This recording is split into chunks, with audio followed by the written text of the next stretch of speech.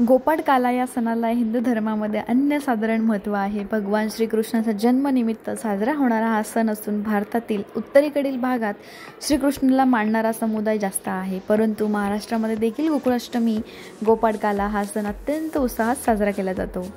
श्रावण महिन्यातील अष्टमीला सर्वत्र कृष्ण जन्माष्टमी साजरी केली जाते. मध्यरात्री 12 वाजता श्रीकृष्णाचा जन्म झाला होता आणि म्हणूनच मध्यरात्री 12 वाजता बाळकृष्णांची मूर्ती पाण्यात ठेवून त्यांची पूजा केली जाते. श्रीकृष्ण जन्माष्टमी हा हिंदूंचा महत्त्वाचा सण आहे. श्रीकृष्ण जन्माचे स्मरण ठेवण्यासाठी श्रीकृष्ण जन्माष्टमी साजरी केली जाते.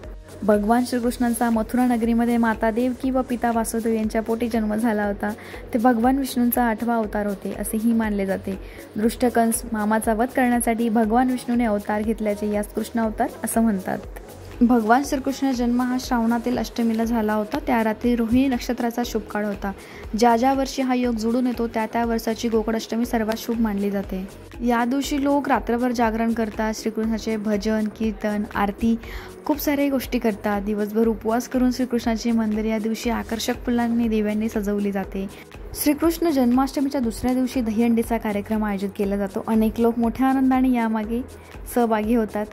लोक वाईट शक्तीपासून तारणारा देव म्हणून कृष्णास मानतात.